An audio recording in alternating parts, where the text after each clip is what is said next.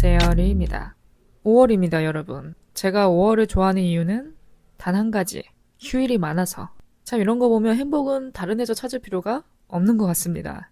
이게 바로 행복이죠. 쉬는 것 자체가. 지난 4월, 선거날부터 시작해서 이번 달까지 간간히 주 1회씩 쉬는 날이 생기니까 다음 달 달력을 볼 때마다 희망이 생기더라고요.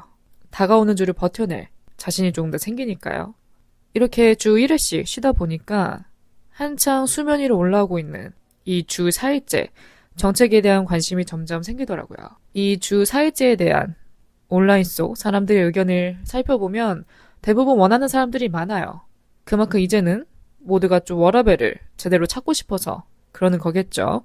일과 개인 삶의 균형을 중시하고자 하는 사람들이 많아지고 있다는 뜻 같습니다. 따라서 오늘은 이 워라밸 주 4일째라는 토픽을 가지고 좀 이야기를 나누고 싶습니다.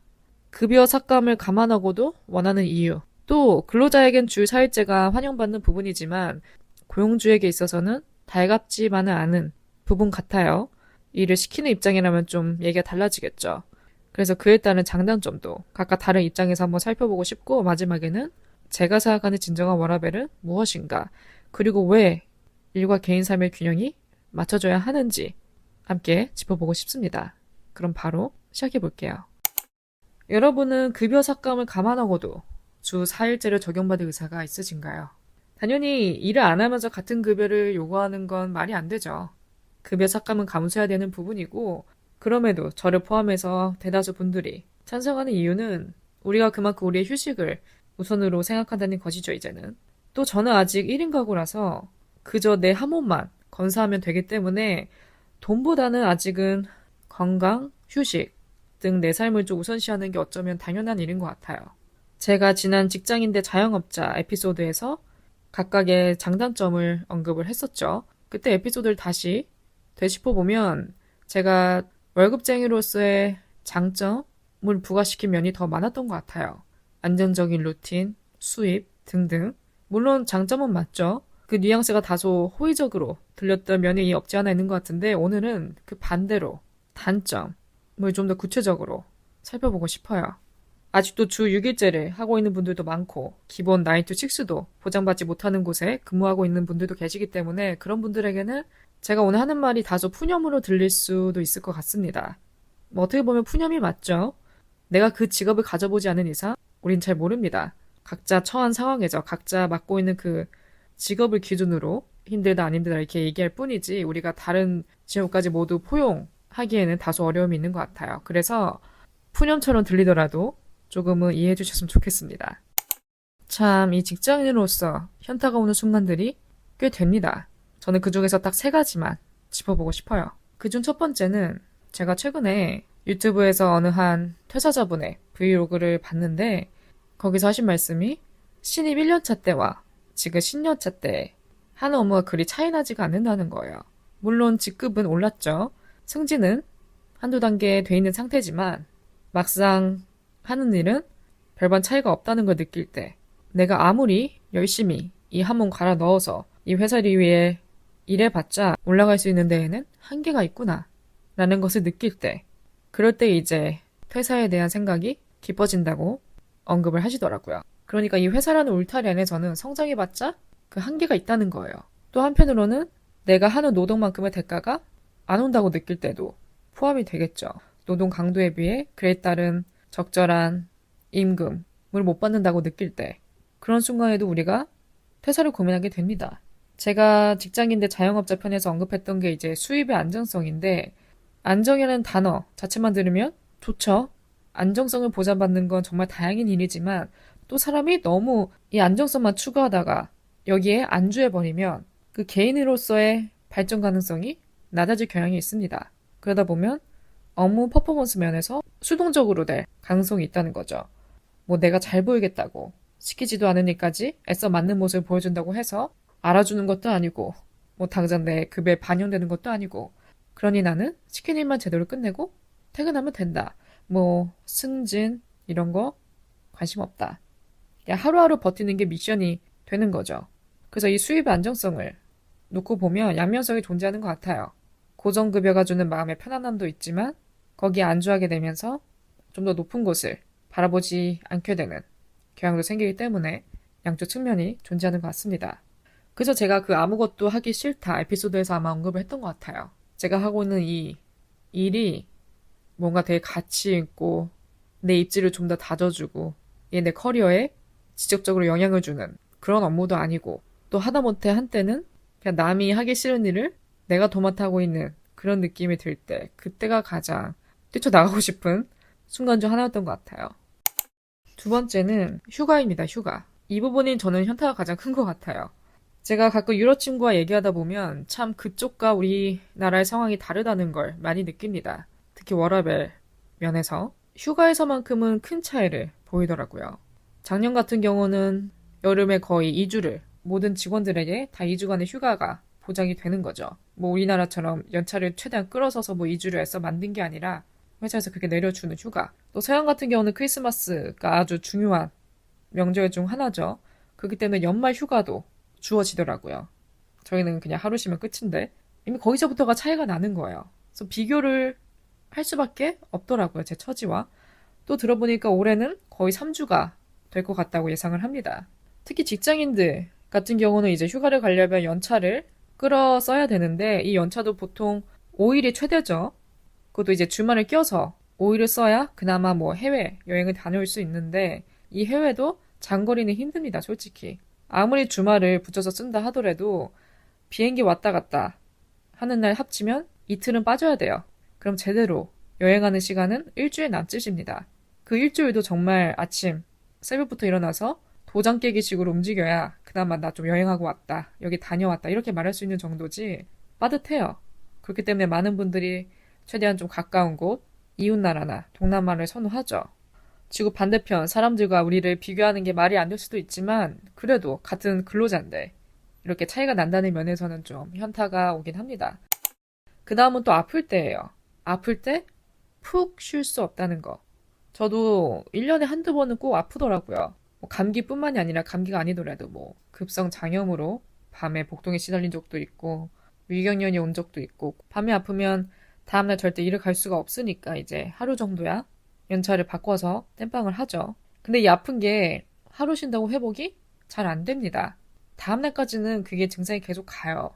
그래서 기본 이틀은 쉬어줘야 되는데 이게 또 하루 쉬었으니까 그 다음날도 이 요구하는 게 눈치가 보이더라고요. 그래서 그냥 아픈 몸을 이끌고 출근한 적이 있는데 그 출근하는 그 시간이 정말 너무 힘들었던 적이 있었어요.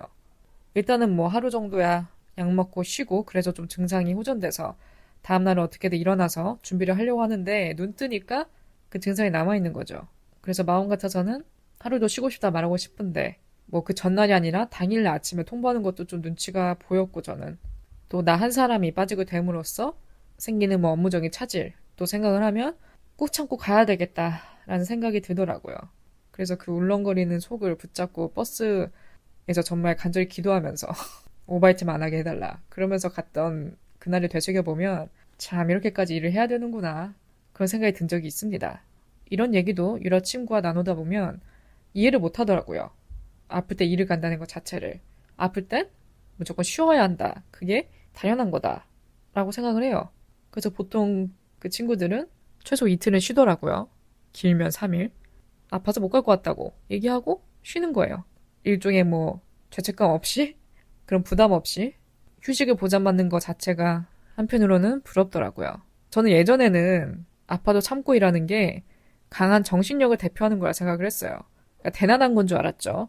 난 아파도 일한다. 난 강하다. 라고 생각했는데 지금 보면 아플 땐 쉬어야 됩니다. 아플 때 일한다고 아무도 안 알아줘요. 아파도 꾹 참고 버티는 게 장사는 아니더라고요. 그래서 이런 부분에서도 이렇게 차이가 있는 게 가끔은 좀 씁쓸하게 다가올 때도 있는 것 같습니다. 마지막은 얼마 전에 친구들하고 오랜만에 만났어요. 만나다 보니까 이런저런 얘기를 하게 되고 일 부분에서 많은 대화가 오가죠. 그동안 있었던 뭐 썰을 풀면서 얘기를 나누고 그랬는데 다 사람 생각하는 게 다 똑같더라고요. 왜 우리는 건물이 없을까? 솔직히 모두가 한 번쯤 이런 생각 하죠. 나든 부모님이든 건물 하나만 있어도 이렇게 고생하면서 일 안 할 텐데 왜 우리는 불로소득이 없을까? 이 일 안 하면서 돈 벌고 싶은 건 정말 모두의 바람 같아요. 다 똑같은 생각을 한다는 게. 특히 제 친구 중 한 명은 사람을 대하는 직업인데 아시잖아요? 이 서비스직이라는 게 정말 보통 일이 아니라는 거. 예를 들어 하루에 50명을 상대한다 치면 그중 10%만이 정상이고 나머지는 대부분 진상이라는 거죠. 이것도 이제 사람 상대하는 업종, 서비스직을 경험해본 사람이라면 공감이 갈 거예요. 안 해본 사람은 또 힘듭니다. 왜냐면 우리나라에 그렇게 진상이 많나? 이런 생각이 들거든요. 제대로 된 진상을 못 만나본 경우에는 이제 그런 사람들을 주 5일 내내 상대해야 된다 생각하니 숨이 턱 막히는 거죠. 그리고 주말 이틀로 부족합니다. 휴식이. 충전이 덜 되고 다시 일터로 나가는 느낌이에요. 그렇지 않나요? 이게 집순이가 될 수밖에 없는 게 주말 이 이틀도 부족한데 여기에 약속까지 잡아버린다. 그럼 일단 하루는 다 날아가는 거거든요. 그리고 만약에 거기에 뭐 음주까지 한다. 그러면 이제 겨우 회복할 수 있는 기간은 일요일 하루뿐인데 그 일요일도 이것저것 하다 보면 오전은 다 날아가고 겨우 오후에 몇 시간 쉬면 다시 잘 준비해야 되는 거예요. 이러니까 저도 이제 약속 잡는 게 너무 부담스러워져서 이게 자연스레 집순이가 되더라고요. 그리고 이제 이런 현상이 갈수록 더 심해지겠죠. 왜냐면 나이가 드니까. 나이가 듦으로써 밖에 나가 하는 그런 소셜 활동보다는 집에서 재충전하는데 포커스를 맞출 거고 이제는 그 주말도 부족하니까 주 4일을 간절히 꿈꾸게 되죠. 그럼 제가 생각하는 워라밸은 무엇인지, 왜 우리는 적절한 일과 삶의 균형을 맞춰야 되는지 저의 의견을 먼저 내보자면 제가 생각하는 워라밸이란 기본적인 휴식을 보장받는다는 것이라고 생각합니다. 물론 지금 주 6일을 하고 계신 분들은 일단 주 5일이라도 보장을 받아야 되는 거고 주 5일을 하고 있는 사람들에게 주 4일이 이상적인 거죠. 그럼 왜 휴식이 중요하냐? 우리가 롱런해야 되기 때문에.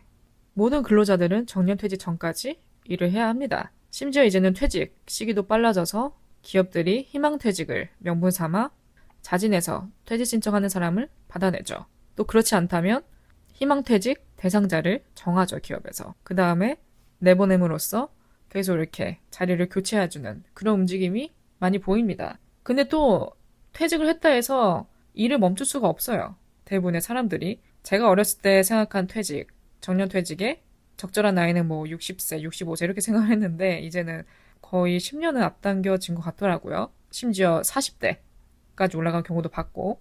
그럼 그렇게 퇴직을 하게 되면 남은 생일을 놀 수는 없잖아요. 그래서 대부분 사람들이 다시 제2의 직업을 구합니다. 구해야 되는 거죠. 그러니까 우리는 어떻게 보면 이제 몸이 늙어서 더 이상 일을 할 수 없을 때까지 계속 근로를 해야 됩니다. 이렇게 롱런하기 위해선 건강이 뒷받쳐 줘야 돼요. 이 건강이라는 게 뭐 식단, 운동에서도 오지만 휴식 자체가 베이스가 돼야 됩니다. 충분한 휴식이라고 하면은 일단 잠을 제대로 잘 수 있는 것. 하루에 뭐 4-5시간씩 자면서 롱런을 기대하기는 힘들어요. 젊었을 땐 가능하겠지만. 그래서 하루 더 쉬는 게 정말 별거 아닌 것 같지만 확실히 재충전이 돼요. 저도 이렇게 중간에 하루 쉬고 다음날 출근하면 확실히 좀 더 정신이 밝아지는 느낌이 들더라고요. 그리고 일단 하루에 여유가 더 생기면 그동안 일하면서 못 봤던 은행이나 관공서 업무도 자유롭게 볼 수 있고 회사에 묶여서 처리하기 힘들었던 그런 업무도 다 처리할 수가 있죠. 특히 은행, 병원 같은 진료 업무는 점심시간에 가도 하기 힘들어요. 은행도 점심시간에 가면 직원들이 로테이션을 하기 때문에 대기시간이 길어지죠.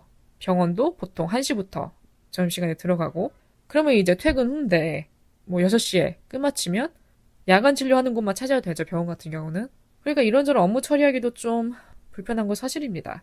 뭐 여기에 이제 육아까지 하시는 분들은 주 4일, 못해도 4.5일은 돼야 아이들까지 케어할 수 있는 여유가 생기잖아요.